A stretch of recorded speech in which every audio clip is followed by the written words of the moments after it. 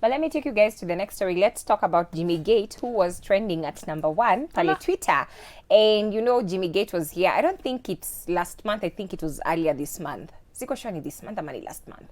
But he came here and, you know, he was telling us about, you know, the initiative that he has to help different people get jobs abroad. That is Saudi Arabia, man, is Saudi Arabia.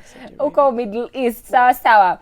So nikwanga siko sure ni Saudi ama mtasound tu Mkenya wa kawaida, but hey, proud Kenyan here. So what he did, he was doing an interview at K24, and at the interview, you know, he was asked about the initiative that he has, the things he's doing, and something just came up, and the host who was hosting the show, that is it called Mbulu? Wait, what's his name? Is it Ngala? Nakwangana Gina, very African, and sometimes it skips my mind, but anyway, I'm very sure I'll come across it.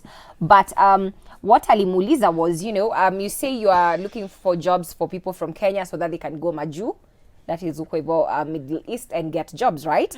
But according to us as Kenyans, we call it kazi ya umboch, like ni kazi ya kwa nyumba, unajua unaenda kwa house help wa mtu, but ni ile tu mtu anatumia, unajua, a posher word to show that, you know, it's an opportunity abroad, right?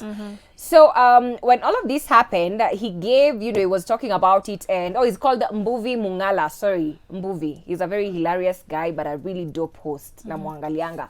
Yes. So when he said that, what Nani said, it's what caught the attention of Kenyans. Because what he said was, you know, for the men, they don't get abused, they don't get into all this, you know, I don't know, we hear men have been killed, men, I don't know what has happened to them, because the men don't go around sleeping with the boss's wives. Wow. And this now went back to, you know, him saying, you know, most of the women we get to hear about, the ones who've been killed, who've been tortured, or who've, I don't know, undergone, I don't know, mistreatment. What he said was these women are indisciplined, and they kind of like, you know, open their legs to the bosses, and this is why these things happen to them. But when he said all of this, he said, you know, we need to look at the other side of the story.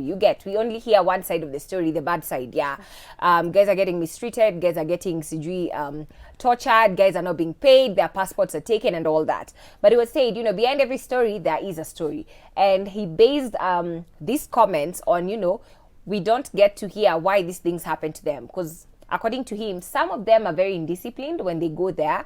They lack manners. They are not, I think, that hardworking. But I'm going to use the word alleged, because ilikuwanga tu na story mingi sana ya vitu zenye alisema. And this, because I've not watched it, I'm only seeing on the blog, I'll use the word alleged. So I don't know how you guys feel about this, but according to Kenyans, they felt like, you know, the same people who built him up are the same people he's trying to talk badly about. Yeah. As in, I don't know whether it's the word shame. I don't know. You know, you're trying to blame the victim because of something that has been happening, because of a particular opinion that you have. And a lot of people just had so many mixed reactions, and a lot of people are so mad. A lot of women spoke very badly. Some people, of course, kuna venye walikuwa nasema labda unaget akosangi zile tu, kuna tu mtu mwenye atakuwa on the other side of things according to how they understood this whole thing, but that is what happened. So seriously, I don't know how you guys feel about this, but I feel like the way he spoke when he was here and the way he spoke, the vision he has, I feel it's more of like, unajua ile kidogo unajikula kwa maneno, then you end up saying the wrong thing. Foot in mouth syndrome. Yani I don't think it was from the person that he is. I don't think it was intentional to sema wanawake wanaendanga kuuliwa, it's their fault because of ABCD. I just feel like nile misusing words, ikatokea vibaya hiyo design yenye kakatuni kama that is what he was saying. Because I'm here looking like, okay, seriously, he said that, does he have a spare brain? Because that one, I mean, how do you can't say that. It's really sexist to say that. I mean, and I'm saying it's so wrong in all ways. You can't say, you know, articles that you go and sleep with your boss and all that, of which kuna watu hiyo ndio vitu wanafanya. Una get on YouTube, you go, you'll find a lot of stories, people talking of, you know, I had an affair with my boss and blah blah blah. And some of them are forced, man. Exactly. Most of them, yes, they're forced. Some of them, it's a choice because you want. Unajua ile kunaona, maybe I'll get an opportunity, I'll get favors and all that. But I feel kwa this whole situation, we can't put blame to, we can't blame someone particularly because of a bad circumstance that happened to them. Maybe they made the wrong choice, but that doesn't make it okay for something bad to be done to them, for them to be tortured or, you know, mistreated or or those things to happen. Yeah, that's true. So, Sorry, okay, guys. so two things.